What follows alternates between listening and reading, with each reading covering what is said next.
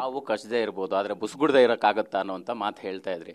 But ಆದರೆ ನೀವು ಎಲ್ಲಿ ಎಡವಿದ್ರಿ ಅಂತ ಅನ್ನಿಸ್ತಿತ್ತು. ಬಟ್ ಅದು ಫಸ್ಟ್ ಅಲ್ಲೆಲ್ಲ ಏನಾಗ್ತಿತ್ತು, ಸುದ್ದಿ ತುಂಬ ಮಾತಾಡ್ತಾನೆ ಅಂತ. ಹೌದಾ, ಇದು ಯಾಕೋ ಮಿಸ್ ಹೊಡೆದು ಬಿಡೋದು, ತುಂಬ ಮಾತಾಡೋದನ್ನ ಸ್ವಲ್ಪ ಕಮ್ಮಿ ಮಾಡೋಣ ಅನ್ಕೊಂಡೆ. ಮೋಸ್ಟ್ಲಿ ಜಾಸ್ತಿ ಕಮ್ಮಿ ಆಗ್ಬಿಡ್ತು ಅನ್ಸುತ್ತೆ ಅಣ್ಣ. ಆಚೆ ಬಂದಾಗ ಗೊತ್ತಾಯ್ತು ಅದು ಸ್ವಲ್ಪ ಜಾಸ್ತಿ ಕಮ್ಮಿ ಆಯಿತು ಅನ್ಸುತ್ತೆ.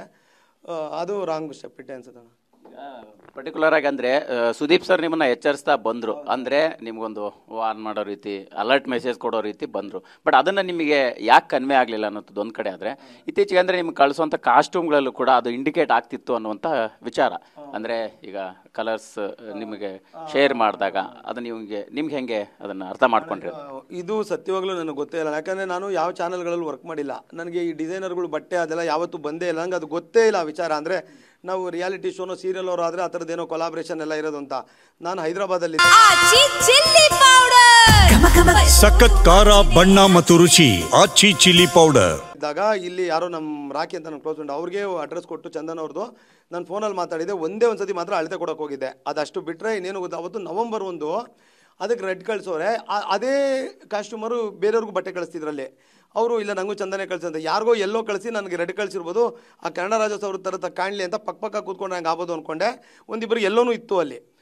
ಅದೊಂದೇ ನನಗೆ ಗೊತ್ತು, ಇದರಲ್ಲೊಂದು ಕೋಡ್ ಇದೆ ಅನ್ನೋದು. ಹಂಗೆ ಗೊತ್ತಿರೋ ನಾನು ಅಲರ್ಟ್ ಆಗ್ಬಿಟ್ಟು ಹುಷಾರಾಗ್ಬಿಡ್ತಿದ್ದಲ್ಲ, ಆಚೆ ಆಗಿ ಬರ್ತಿದ್ದೆ ಅಣ್ಣ. ರೆಡ್ ಕಳಿಸೋರೆ ಅಂತ ಹುಷಾರಾಗ್ಬಿಡ್ತಿದ್ದೆ. ಇಲ್ಲ, ನಂಗೆ ಆ ವಿಚಾರ ಗೊತ್ತಿಲ್ಲ ಅಣ್ಣ. ಇದನ್ನು ಪರ್ಟಿಕ್ಯುಲರ್ಗೆ ಈ ಟಾಸ್ಕ್ ಆಡುವಂಥ ಸಂದರ್ಭದಲ್ಲಿ ನೀವಂದರೆ ಅಪೋಸಿಟ್ ಟೀಮಲ್ಲಿ ಇದ್ರಿ. ಬಟ್ ಆದರೂ ಅಶ್ವಿನಿ ಅವರಿಗೆ ನಾನು ಅಪೋಸಿಟ್ ಇದ್ದರೂ ಕೂಡ ನೀವು ಸಪೋರ್ಟಿವ್ ಆಗಿರ್ತೀನಿ ಅನ್ನೋಂಥದ್ದು ಒಂದು ಮಾತು ಹೇಳಿದ್ರಿ. ಅದೆಲ್ಲವೂ ಕೂಡ ನಿಮಗೆಲ್ಲೇ ಡ್ರಾಬ್ಯಾಕ್ ಆಗ್ತಾ ಬಂತ ಅನ್ನೋವಂಥದ್ದು, ಅಶ್ವಿನಿ ಅವರಿಗೆ ನೀವು ಸಪೋರ್ಟಿವ್ ಆಗಿರುವಂಥದ್ದು? ಇಲ್ಲ ಅಣ್ಣ, ಆ ಥರದ್ದು ಯಾವಾಗ ಬಂದಿಲ್ಲ. ಈಗ ಒಂದು ಮೆಣಸಿನ್ಕಾಯಿ ಟಾಸ್ಕ್ ಬರುತ್ತೆ, ಅದರಲ್ಲಿ ನನಗೂ ಸಕ್ಕ ಜಗಳ ಆಗ್ಬಿಡುತ್ತೆ, ಮನ್ಸ್ತಾಪನ ಆಗ್ಬಿಟ್ಟಿರುತ್ತೆ. ಕಟ್ ಮಾಡಿದ್ರೆ ಬೆಳಗ್ಗೆ ಒಂದು ಟಾಸ್ಕಲ್ಲಿ ಒಂದು ಟೀಮ್ ಮಾಡಿಬಿಡ್ತಾರೆ. ಈಗ ಒಂದು ಟೀಮ್ ಅಂದಾಗ ಟೀಮ್ಗೆ ಆಡಬೇಕಾಗುತ್ತೆ. ನಾನು ಪರ್ಸ್ನಲ್ ದ್ವೇಷ ಇಟ್ಕೊಂಡು ಆಡೋಕ್ಕಾಗಲ್ಲ.